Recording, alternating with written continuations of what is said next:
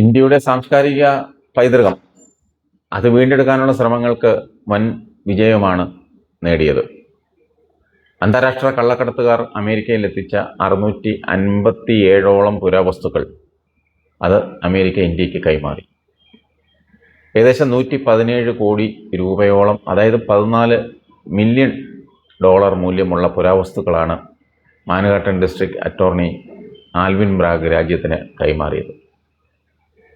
ഇന്ത്യയിൽ ജയിൽ ശിക്ഷ അനുഭവിക്കുന്ന അന്താരാഷ്ട്ര പുരാവസ്തു കള്ളക്കടത്തുകാരൻ സുഭാഷ് കപൂർ, നാൻസി വീനർ എന്നിവരുമായി ബന്ധപ്പെട്ട അന്വേഷണങ്ങൾക്കൊടുവിലാണ് ഈ അമൂല്യ ശേഖരം അമേരിക്കയിൽ കണ്ടെത്തിയത്.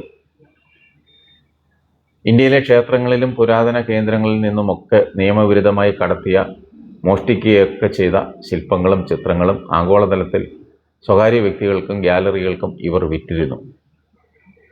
തിരികെ ലഭിച്ചവയിൽ ചരിത്രപരമായും സാമ്പത്തിക മൂല്യമുള്ളതുമായ നിരവധി കലാസൃഷ്ടികളുണ്ട്. അതിൽ പ്രധാനം അവലോകിതേശ്വര പ്രതിമയാണ്. ഏകദേശം 16 കോടി, അതായത് 2 മില്യൺ വിലമതിക്കുന്ന അപൂർവ വെങ്കല പ്രതിമയാണത്.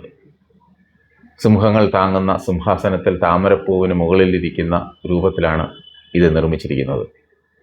ഛത്തീസ്ഗഡിലെ സീവൂരിലുള്ള ദ്രോണാദിത്യൻ എന്ന ശില്പിയാണ് ഇത് നിർമ്മിച്ചതെന്ന് ശിലാലിഖിതങ്ങൾ വ്യക്തമാക്കുന്നു.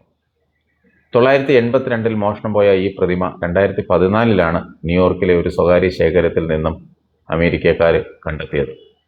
മറ്റൊന്ന് മണൽക്കല്ലിൽ തീർത്ത ഗണേശ വിഗ്രഹമാണ്. മധ്യപ്രദേശിലെ ക്ഷേത്രത്തിൽ നിന്ന് 2000 മോഷ്ടിക്കപ്പെട്ട നൃത്തം ചെയ്യുന്ന ഗണേശൻ്റെ പ്രതിമയും തിരിച്ചെത്തിയവരുണ്ട്. വാമൻഖിയ എന്ന കുറ്റവാളി വഴിയാണ് ഇത് അമേരിക്കയിലേക്ക് കടത്തിയത്. അഭയമുദ്രയിലുള്ള ബുദ്ധപ്രതിമ ചുവന്ന മണൽക്കല്ലിൽ കൊത്തിയെടുത്ത് നിൽക്കുന്ന രൂപത്തിലുള്ള ബുദ്ധപ്രതിമയാണിത്. ഉത്തരേന്ത്യയിൽ നിന്നുള്ള ഈ ശില്പത്തിന് 60 കോടി രൂപയാണ് വില. 2012 സുഭാഷ് കപൂറിനെതിരെ അറസ്റ്റ് വാറണ്ട് പുറപ്പെടുവിച്ച മാൻഹാട്ടൻ ഡിസ്ട്രിക്ട് അറ്റോർണി ഓഫീസ് പുരാവസ്തു കടത്ത് തടയാൻ കർശന നടപടികളാണ് സ്വീകരിച്ചിരുന്നത്. ഇതുവരെ 36 രാജ്യങ്ങളിലായി 5900-ലധികം പുരാവസ്തുക്കൾ തിരികെ നൽകി. $485 മില്യൺ മൂല്യമുള്ള 6200ഓളം സാംസ്കാരിക നിധികൾ ഇതുവരെ ഇവർ കണ്ടെത്തിയിട്ടുണ്ട്.